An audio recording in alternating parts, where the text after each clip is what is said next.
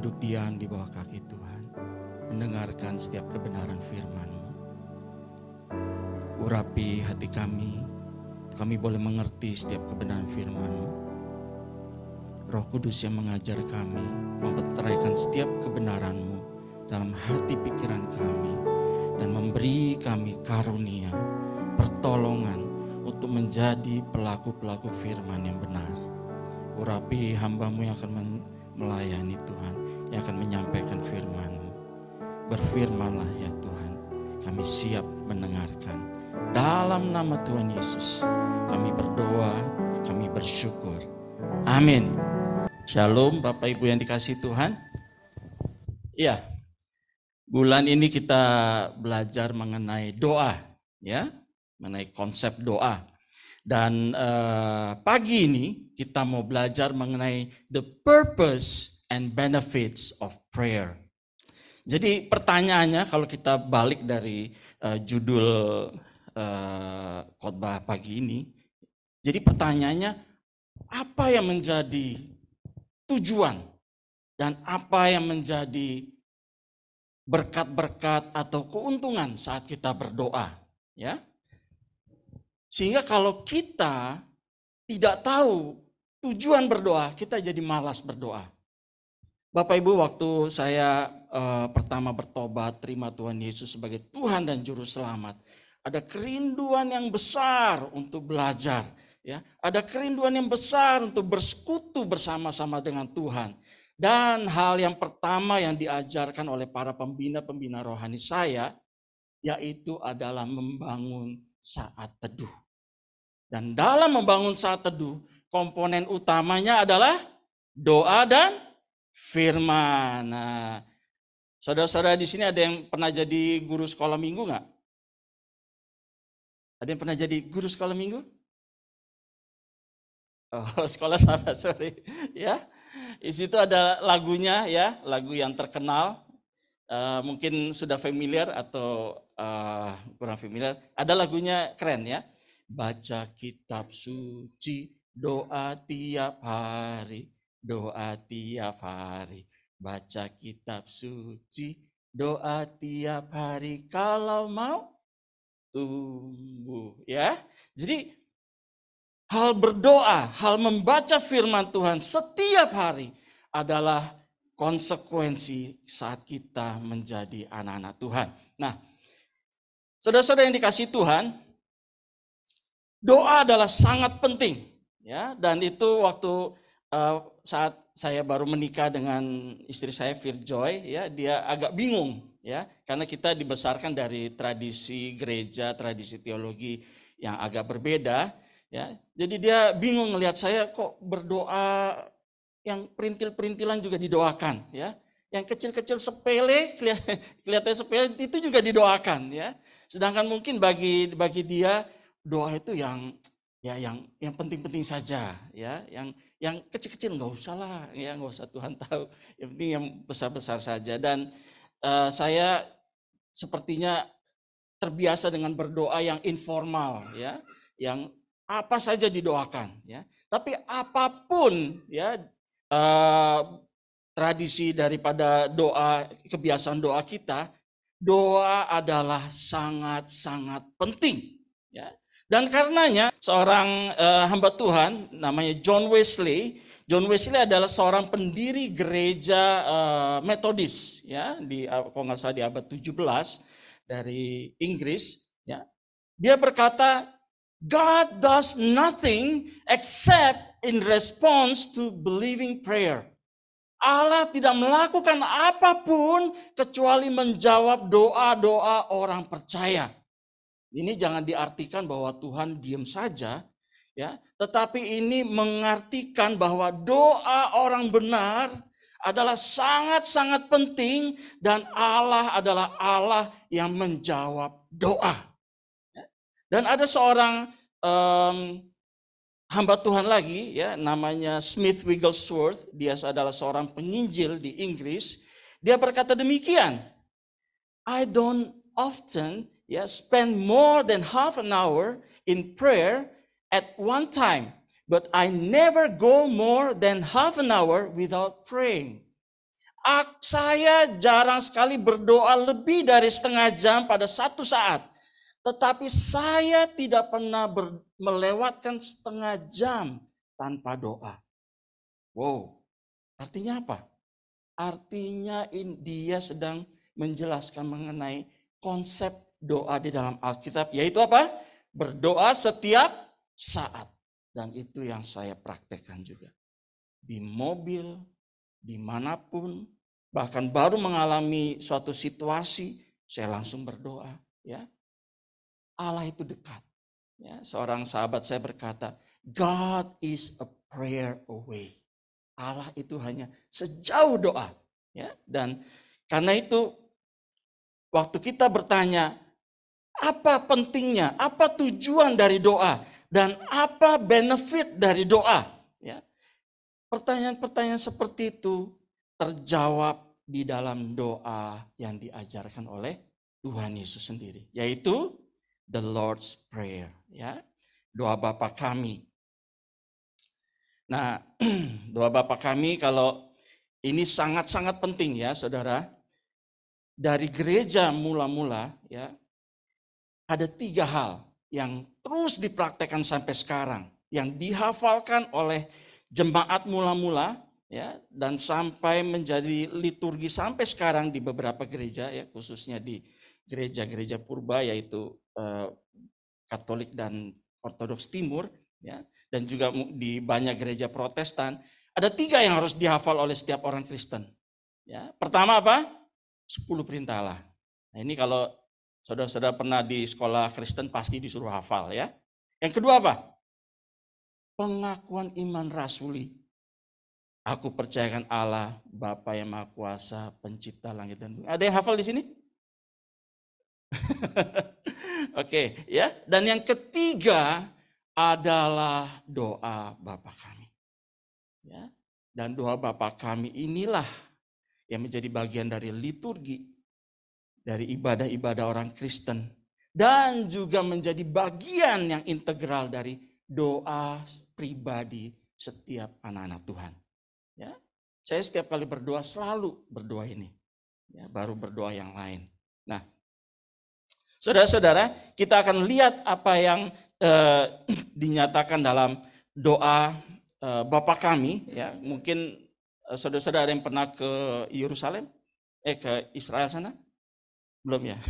Di sana ada gereja khusus, ya, namanya Pater Noster, ya, Bapa kami. Jadi satu gereja itu, ya, di situ ada dinding-dinding, ya, dan memuat satu marble gitu, ya. Oke, doa Bapa kami dalam berbagai bahasa. Ada ratusan marble itu, ya. Dan yang menurut saya yang paling banyak dari Indonesia, ya. Dari Batak saja ada berapa aksennya di situ, ya. Dan itu tentu saya sumbangan, ya. Nah, saudara, betapa pentingnya doa Bapa kami ini, karena itu adalah doa yang diajarkan Tuhan Yesus sendiri, ya. Waktu itu di dalam kitab Lukas dikatakan, waktu Yesus baru berdoa, selesai berdoa, lalu murid-muridnya berkata, Tuhan, ajarkan kami berdoa. Lalu Tuhan Yesus berkata, saat kamu berdoa, hendaklah kamu berdoa demikian. Nah, ya, lalu dia mengajarkan para muridnya mengenai doa Bapa kami, ya, atau Pater Noster.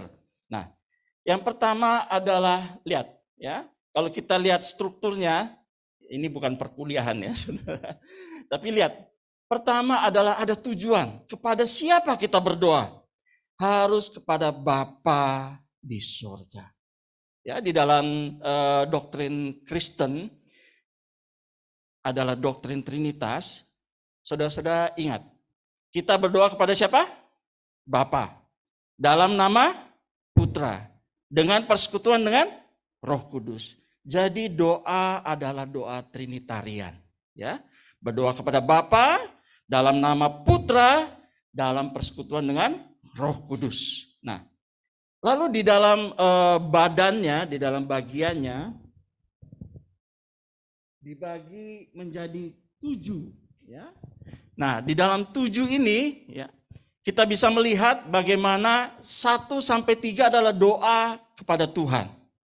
Ya. Baru 4 sampai ke 7 adalah doa untuk diri sendiri. Permohonan kepada Allah untuk diri sendiri. Dan kita akan melihat satu persatu. Dan doa selalu ditutup dengan doksologi. Nah, ini kenapa ada tanda kurung di sini? Karena tidak ada di dalam teks aslinya. Jadi ini ditambahkan oleh penyalin Alkitab dan ditambahkan ini diterima oleh gereja karena ini adalah bagian dari liturgi gereja purba. Ya, selalu doa itu ditutup dengan doksologi. Apa sih doksologi?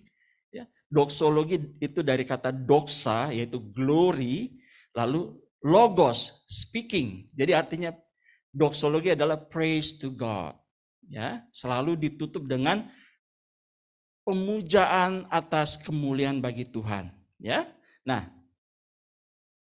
kepadanya ya tujuannya adalah Bapa kami yang di sorga. Saudara, kita bersyukur saat kita menjadi anak-anak Tuhan, kita dimampukan untuk berkata, ya Aba, ya Bapa. Ya.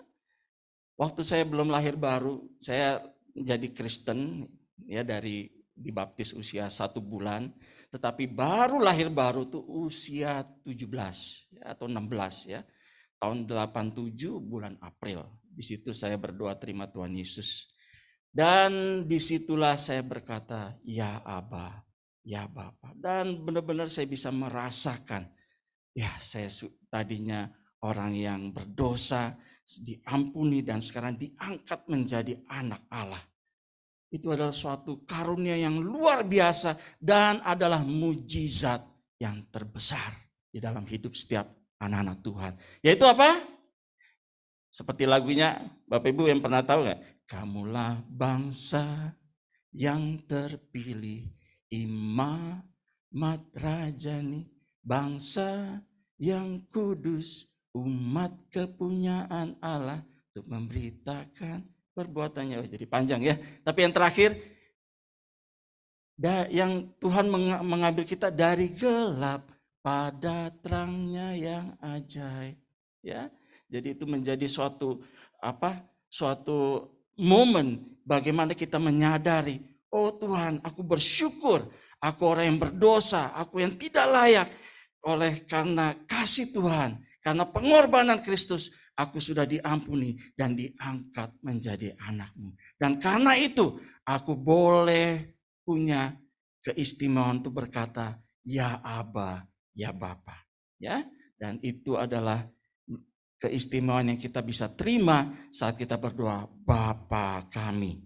Ya, dan yang kedua, perhatikan ada tulisan kami, kata kami. Kenapa disebut Bapa kami? Kenapa enggak doanya Bapa saya? Ada yang pernah mikir? Ini memiliki konten teologis yang sangat dalam. Artinya apa? Kalau Bapa saya enggak peduli dengan yang lain. Kalau kita berkata Bapa kami, artinya apa? Yang menjadi anak itu bukan saya saja, tetapi juga saudara-saudara di dalam Tuhan adalah anak-anak Bapa juga. Dan karena itu saat kita berdoa Bapa kami ada di dalam sorga, kita mengakui saudara-saudara yang lain adalah saudara-saudaraku dan di mana saya wajib mengasihi mereka. Jadi saat kita berdoa Bapa kami, tetapi kita tidak peduli dengan nasib sesama kita. Ya, tidak peduli terhadap nasib saudara-saudara kita di dalam gereja. Ya, jangan kita berani berkata Bapa kami. Ya, kalau di gereja saya bersyukur ada yang namanya diakonia. Ya. Saya ambil dari sisi belas kasihan saja. Ya, bagaimana kita mempraktikkan Bapa kami ini. Kalau di tempat saya melayani ada yang namanya diakonia. Ya. Jadi kalau ada ngelihat ada saudara-saudara kita di gereja itu kan nggak semuanya kaya ya, nggak semuanya menengah juga, tapi juga ada yang miskin bahkan minus. Ya. Ada yang kontrakannya tinggal 10 hari lagi dia harus keluar atau harus pindah. Ya. Ada juga anaknya yang harus melanjutkan sekolah. Dan itu harus kita tidak bisa tutup mata. Kita tidak bisa tiap minggu kita spend millions ya rupiah makan mewah-mewah, tetapi kita menutup mata terhadap saudara kita yang tidak bisa sekolah, yang bahkan tidak bisa tahu besok harus tinggal di mana. Ya. Dan karena itulah kita berkata, Bapa kami. Selalu kita diingatkan, ada saudara-saudara kita yang harus kita praktekkan kasih terhadap mereka. Ya. Lalu yang berikut adalah dikuduskanlah namamu. Ya. Bangsa Israel sangat-sangat mensakralkan nama Tuhan. Ya. Bahkan nama Tuhan bagi bangsa Israel adalah Yahweh, ya, YHWH, atau dikenal dengan tetragramaton, YHWH, Yod-He-Wav-He, ya. Dan mereka tidak berani menyebutnya dan menggantinya dengan dua. Ya. Pertama adalah Adonai, ya. Jadi begitu ada ketemu tulisan YHWH langsung diganti dengan Adonai atau Tuhan. Ya. Tetapi di dalam pembicaraan, ya, pembicaraan sesama orang-orang Yahudi, mereka mengganti bukan Adonai tetapi Hashem, ya, the name. Mereka tidak berani menyebut Yahweh. Tetapi orang-orang Kristen ya, seringkali gampang sekali yang ngomong ada haleluya tapi dengan nada mencemooh atau bercanda. Orang Yahudi tidak berani ngomong ya haleluya. Kenapa? Haleluya. Ada kata Yah di belakang. Yah itu adalah nama Yahweh. Jadi begitu mereka setiap kali menemukan ada kata Yahweh atau Yah singkatnya, mereka selalu menyebutnya dengan rasa hormat. Dan bahkan saking tidak beraninya mereka harus mengganti nama dengan Adonai. Dengan Hashem, ya, sang nama. Ya. Nah, kita menguduskan Tuhan bukan cuma dari mulut juga. Ya, tetapi harus juga dengan perbuatan. Firman Tuhan berkata, ya, kita harus memuliakan Allah dengan perbuatan-perbuatan yang baik. Ya, sehingga orang-orang dunia yang melihat perbuatan-perbuatan yang baik yang dilakukan oleh setiap anak-anak Tuhan, mereka memuliakan nama Tuhan. Inilah signifikansi dari kalimat dikuduskanlah namamu. Bukan hanya menghormati Allah, nama Allah yang kudus, tetapi juga dalam setiap kelakuan, dalam setiap perbuatan, kita memuliakan Allah yang namanya adalah kudus. Ya. Jadi saat kita berdoa Bapa kami, itu sangat-sangatlah berat. Ya, karena menuntut tanggung jawab dari sang pendoanya. Ya. Dan berikutnya adalah datanglah kerajaanmu. Apa yang dimaksud dengan datanglah kerajaanmu? Ya. Tuhan Yesus saat datang ke dunia, dia berkata apa? Bertobat, sebab kerajaan sorga sudah dekat. Kenapa dia berkata sebab kerajaan sorga sudah dekat? Sebab dia sendiri sang raja yang datang dan memberitakan kerajaan sorga. Dan saat orang-orang bertobat menerima kerajaan Tuhan, Rasul Paulus berkata, tidak tahukah bahwa kerajaan Allah itu ada di tengah-tengah kamu? Ya, jadi apa yang dimaksudkan dengan datanglah kerajaanmu, yaitu kita menjadikan Tuhan sebagai raja yang memerintah di dalam hidup saya. Dan juga kita berdoa supaya kerajaan Tuhan datang atas seluruh dunia ini. Dan orang-orang boleh bertobat dan masuk di dalam kerajaannya. Ya. Jadi ini menjadi doa bagi kita setiap hari. Bahwa Tuhan, Engkaulah raja di dalam hatiku.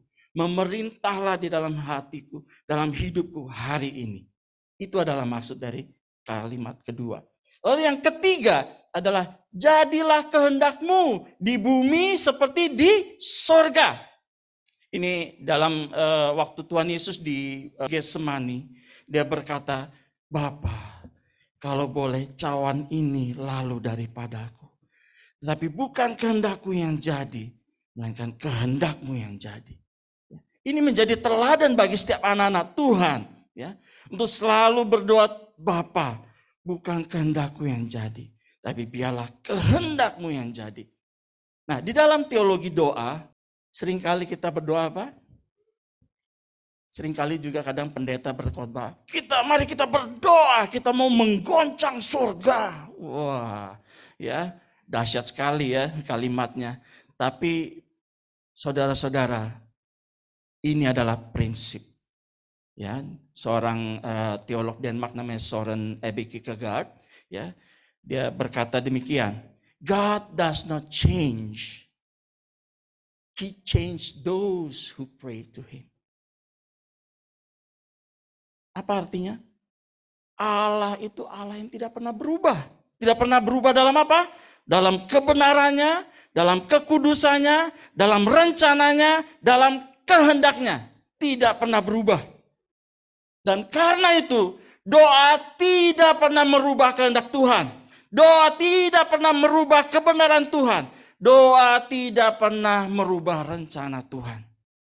Karena Allah tidak pernah berubah. Kalau Allah berubah, dia bukan Allah.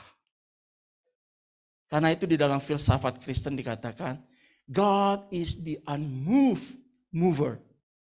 Allah adalah the unmoved, ya, unmoved, ya, tidak bisa diubah, tidak bisa digerakkan. Mover itu penggerak. Jadi Allah adalah penggerak yang tidak digerakkan oleh apapun dan oleh siapapun. Tetapi dia adalah sang mover yang menggerakkan segala sesuatu.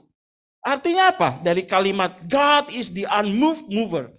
Bahwa dia adalah Allah yang berdaulat.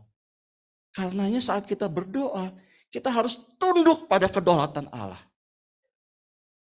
Ya, saat adik saya berapa jam sebelum dipanggil Tuhan, ya, karena cancer.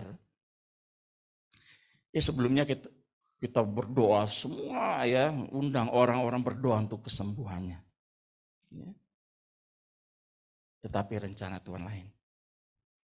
Dan pas dia tahu waktunya udah mau tiba, dia berdoa sama istrinya, yaitu di ICU. Dan saya diceritakan nama istrinya, dia berdoa demikian. Bapak, saya tidak tahu apa yang terjadi pada saya. Saya juga tidak tahu kenapa kanker ini ada di dalam diri saya. Saya tidak tahu, maksudnya saya tidak melakukan hal-hal yang berdosa, yang bagaimana gitu sehingga saya sepertinya dihukum gitu ya. Saya tidak tahu kenapa saya mengalami ini, tetapi saya bersyukur, tetap bersyukur padamu. Saudara-saudara, saat kita berdoa, kita harus menundukkan diri pada kedaulatan Tuhan. Kita boleh berdoa minta kesembuhan. Kita boleh berdoa minta ini, minta itu. Tetapi apapun jawaban Tuhan, kita harus tunduk pada kedaulatan Dia. Sebab apa? Allah berdaulat. Ya. Prayer does not change God, but it changes Him who prays. Apa maksudnya di sini? Saat kita berdoa, ya, seringkali doa kita itu tidak sesuai dengan kehendak Tuhan. Ya. Tidak sesuai dengan firman Tuhan. Tidak sesuai dengan rencana Tuhan. Ya. Karena itu saat kita berdoa, justru semakin sering kita berdoa, semakin sering kita bersekutu dengan firman Tuhan, kita semakin mengerti kehendak Tuhan. Dan doa kita pelan-pelan semakin diselaraskan dengan firman Tuhan, diselaraskan dengan kebenaran firman Tuhan, diselaraskan dengan kehendak Tuhan. Dan saat doa kita memenuhi kehendak Tuhan, saat doa kita memenuhi rencana Tuhan, saat doa kita memenuhi kebenaran Tuhan, saat itulah jawaban Tuhan atas doa-doa kita diberikan. Ya. Doa ada 3 jawaban. Mungkin Bapak Ibu pernah tahu. Jawaban Tuhan apa terhadap doa? Ya. Kedua, tidak. Ketiga, tunggu. Ya, kalau doa kita sesuai dengan firman Tuhan, sesuai dengan kehendaknya, dan sesuai dengan rencananya sesuai dengan waktunya. Lalu jawaban Allah adalah ya. Tidak berarti tidak memenuhi keempat hal tadi. Tunggu dulu artinya doa kita sudah benar sesuai dengan kehendak Tuhan, tetapi belum waktunya Tuhan. Dan jadi tugas kita apa? Harus terus berdoa. Ya, kita mungkin pernah dengar akronim namanya PUSH. Ada yang tahu? Pray until something happen. Ya. Berdoa dengan tekun, berdoa dengan terus-menerus, berdoa di dalam pengharapan sampai jawaban Tuhan datang. Persis seperti kisah Daniel. Ya, berdoa lalu setelah berapa lama kemudian malaikat Tuhan datang membawa jawaban doa bagi Daniel. Kenapa? Karena Daniel tekun berdoa sampai something happens. Ya. Dan karena itu saat kita berdoa, kita harus bertekun. Next. Yang keempat. Nah, ini tadi berdoa pada Tuhan, kehendaknya, rencananya, kedaulatannya. Dan yang keempat sampai ketujuh adalah berdoa untuk diri kita. Ya, jadi kita boleh berdoa, ya, minta kebutuhan kita. Ya. Berikanlah, give us this day. Apa? This day. Kesusahan hari ini cukuplah hari ini. Ya, kita serahkan besok, minggu depan pada rencana Tuhan. Tapi this day kita berdoa untuk kebutuhan kita. Ya, makanan kami yang secukupnya, our daily bread. Ada di sini ngomong, give us this day our Ferrari. Ada? Give us this day our Louis Vuitton bag. Ada? Tidak. Jadi apa yang dikatakan di sini? Firman Tuhan mengajarkan setiap anak-anak Tuhan untuk hidup secukupnya, sederhana. Ya. Apakah tidak boleh bermewah-mewah? Ya boleh. Ya. Dalam arti apa? Dalam arti kalau kaya, Tuhan mengizinkan kita kaya, kita harus bertanya, Tuhan, kekayaan ini untuk saya bagikan pada siapa? Ya. Oke. Nah, saudara, saya di dalam hidup selalu berupaya untuk hemat. Ya, karena anak-anak saya bilang pelit Dedi. Ya, tapi dedinya banyak bantu orang, ya.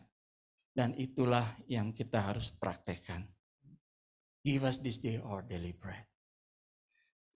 Yang kelima, ampunilah kami akan kesalahan kami, seperti kami juga mengampuni orang yang bersalah pada kami. Ini berat saudara-saudara. Ya.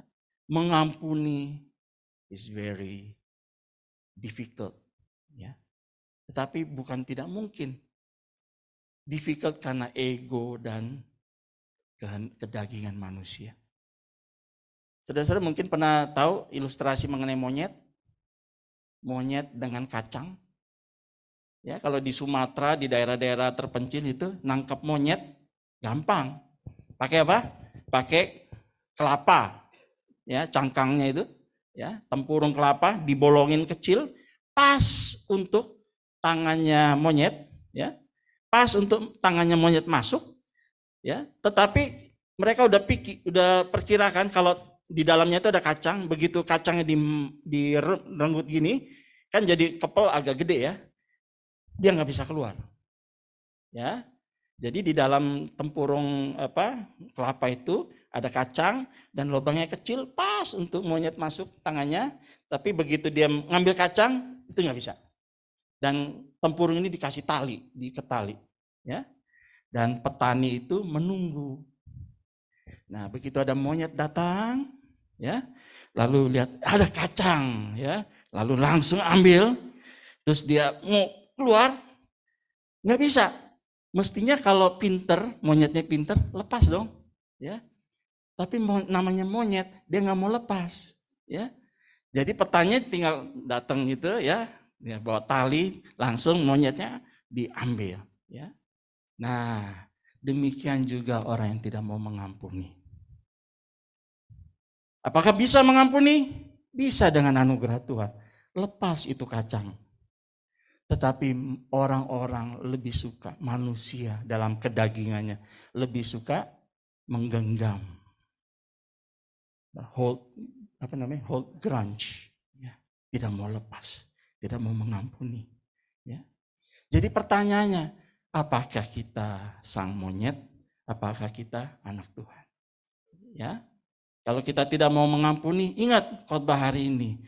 Oh, saya disamakan dengan monyet kacang itu, ya. Oke. Nah, waktu itu saya juga pernah disakiti sama teman, ya, waktu SMA. Jam berapa nih? Masih. Oke.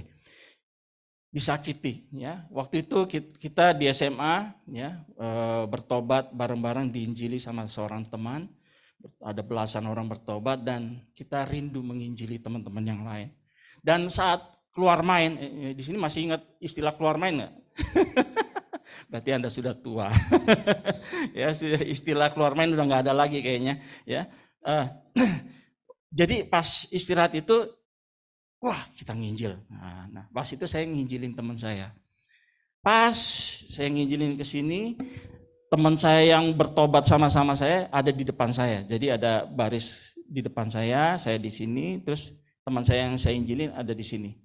Pas saya lagi injilin, tiba-tiba mungkin dia, gimana ya, kayaknya beritain Injil kayak gitu-gitu ya. Langsung kayak pengen nyetop saya dan bilang, jangan percaya sama Edison. Wah, saya kaget. Kamu kan Kristen, kok jangan percaya Injil yang saya lagi sampaikan ke dia. Di situ saya sakit hati sekali, benar-benar sakit itu ya. Itu hati seperti diiris-iris, benar-benar diiris dan bukan cuma diiris, lecet, berdarah-darah. Ya. Pas pulang saya sangat marah, sangat terluka, saya berkata, saya mau berdoa, ya. Saya waktu saat teduh gitu ya, saya berdoa, buka Alkitab, saya mau berdoa. Tuhan, saya benci si Diana ini namanya, ya. Tetapi pas sebelum saya mengatakan itu, Tuhan seperti gerakan saya buka Alkitab. Pas saya buka Alkitab, pas ayatnya itu bilang apa? Di pengkhotbah. Hati-hati kalau kamu berkata kepada Allah yang di atas sana. Ya. Karena kamu di bumi dan Allah di surga, karena itu kamu hati-hati. Jangan sembarangan ngomong. Dalam arti apa? Firman Tuhan memerintahkan setiap anak-anak Tuhan untuk saling mengasihi. Dan itu adalah bukti bahwa dia adalah seorang anak Tuhan yang sudah mengalami kasih Tuhan. Tapi saya malah mau mengatakan sebaliknya. Saya benci dia. Ya, oke Tuhan. Saya seperti tahu Tuhan tegur saya. Tapi saya nih sakit hati Tuhan. Nah besoknya ya 2-3 hari kemudian acara cell group. Ya. Nah acara cell group hamba Tuhannya melayani. Lalu setelah itu pas dia melayani saya gitu ya. Dia berkata, kamu ada kepahitan. Dalam hati saya kok tahu ya dia. ya sudah. Iya saya ada kepahitan. Ampuni dia. Baik. Doa. Oke. Tuhan saya ampuni dia. Tuhan saya ampuni dia. Oh salah doanya nggak begitu. Katanya. Sebut namanya dan anggap dia ada di depan kamu dan kamu ampuni dia. Oh oke. Terus pas saya berdoa, Diana saya ampuni kamu. Langsung saya nangis itu 1111, tahu? 1111? 1111. Benar-benar kuasa Tuhan saat saya melepaskan pengampunan. Ya, terjadi. Jadi kita mengampuni bukan karena kekuatan kita. Tapi sungguh-sungguh karena anugerah Tuhan. Dan setelah saya berkata, Diana aku ampuni engkau gitu ya. Itu setelah itu beban yang bertonton yang saya pegang berhari-hari itu tiba-tiba diangkat Tuhan. Dan luka yang berdarah-darah itu saat itu juga Tuhan sembuhkan. Buktinya apa? Besoknya saya datengin Diana itu. Tanpa ada lagi dengki, tanpa ada lagi sakit hati. Saya bilang Diana, saya minta maaf ya kemarin saya benar-benar sakit hati sama kamu. Oh, dia langsung minta maaf juga. Ya, intinya terjadi rekonsiliasi. Ya. Ampunilah kami akan kesalahan kami, seperti kami mengampuni orang yang bersalah kepada kami. Ini adalah bukti bahwa kita anak Tuhan. Karena apa? Kita sudah mengalami kasih Tuhan. Kita sudah mengalami pengampunan dari Tuhan. Karena itu sebagai konsekuensinya apa? Kita mengampuni orang lain. Dan kita harus punya paradigma bahwa pengampunan yang Tuhan beri itu jauh lebih besar, ya, jauh lebih luar biasa atas segala dosa, kesalahan, atas segala kejahatan yang kita lakukan terhadap Tuhan dan sesama. Dia ampuni. Ya, dan itu Tuhan berikan apa? Perumpamaan mengenai apa? Orang yang berhutang. Ya, kita tidak membahas itu. Intinya adalah saat kita mengampuni, kita mempraktekkan, ya Tuhan, aku sudah diampuni dan karena itu aku mau mengampuni. Dan saya tidak mau seperti monyet kacang itu. Ya, saudara, yang keenam adalah jangan membawa kami ke dalam pencobaan. Ini ada lagunya. Saya suka sekali nyanyi lagunya ya. I need thee, Lord, I need thee.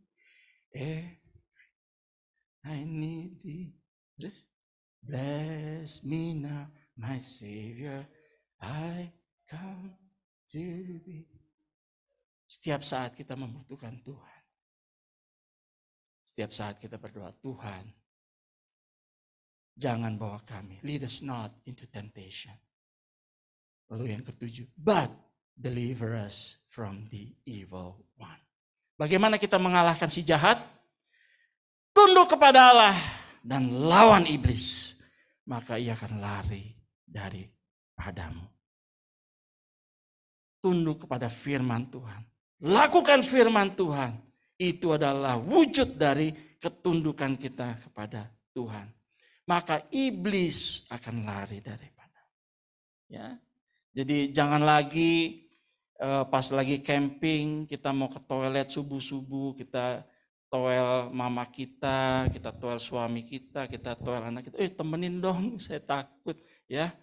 Jangan anak Tuhan itu takut sama setan. Setan yang mesti takut sama kita. Ya. Karena apa? Roh yang di dalam diri kita lebih besar dari roh yang ada di dunia. Ya. Karena apa? Kita memiliki Roh Kudus. Next. Nah, terakhir adalah doksologi. Jangan lupa, saat kita selesai berdoa, kita harus menaikkan puji-pujian kepada Tuhan. Ya. Dan seringkali di dalam saat saya dulu pertama belajar berdoa dan terus berdoa, ya. Waktu saya di Komsel, saya yang diajarkan pertama-tama oleh para pembina saya adalah membangun saat teduh, berdoa, baca firman. Nah, setelah itu saya mulai berdoa dari 5 menit, teman-teman. Ya, 5 menit itu saya doanya apa?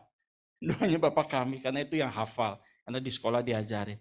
Lalu mulai berdoa yang lain, 15 menit, seminggu, 2 minggu jadi 20 menit, sebulan jadi setengah jam. Ya, dan bulan-bulan berikutnya lama-lama jadi 1 jam. Wow, hebat sekali bisa doa 1 jam. Ya ini kombinasi ya saudara-saudara.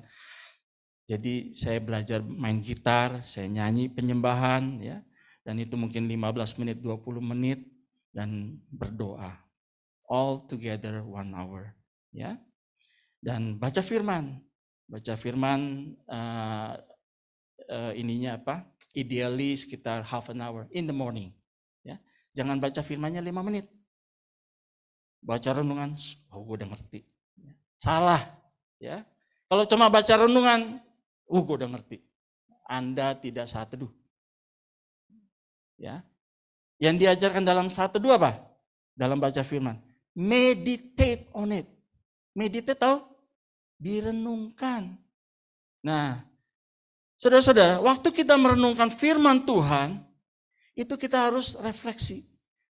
Pertama saya baca, ya, sudah ngerti artinya, lalu saya merefleksikan. Oh, kalau saya mengalami ini, saya harus bertindak seperti ini sesuai firman Tuhan. Oh, ini teguran untuk saya. Jadi gitu. Jadi ada komunikasi antara firman dan pikiran kita, firman dan pikiran kita. Sampai akhirnya kita mengerti, dan saat kita menghadapi situasi yang real, kita sudah tahu harus bertindak apa. Itu namanya meditate on the word of God. Ya. Next slide.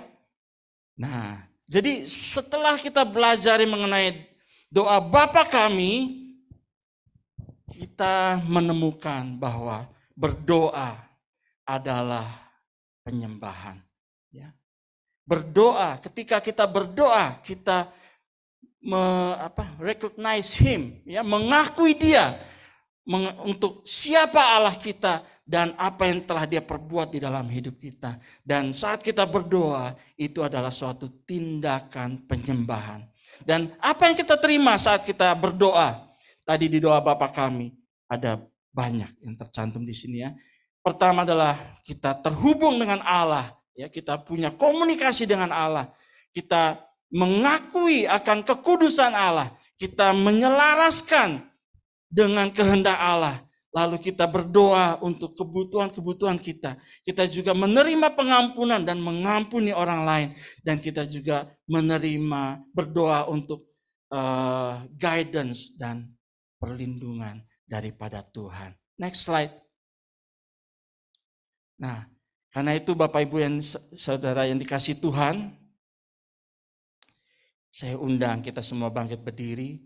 Kita mau berdoa sama-sama, doa Bapa kami, dan saya undang tim musik bisa ke depan. Firman Tuhan telah disampaikan. Berbahagialah orang yang mendengar dan menjadi pelaku-pelaku firman yang setia mempraktekkan setiap kebenaran firman Tuhan di dalam hidupnya setiap hari. Karena itu saya undang saudara-saudara yang dikasih Tuhan, mari kita berdoa sama-sama. Doa Bapa kami. 1, 2, 3. Bapa kami yang di sorga, dikuduskanlah namamu, datanglah kerajaanmu, jadilah kehendakmu di bumi seperti di sorga. Berikanlah kami pada hari ini makanan kami yang secukupnya, dan ampunilah kami akan kesalahan kami, seperti kami juga mengampuni orang yang bersalah kepada kami. Dan janganlah membawa kami ke dalam pencobaan, tetapi lepaskanlah kami daripada yang jahat. Karena Engkaulah yang mempunyai kerajaan dan kuasa dan kemuliaan sampai selama-lamanya, di dalam nama Tuhan Yesus. Amin. Ku yakin Engkau setia, takkan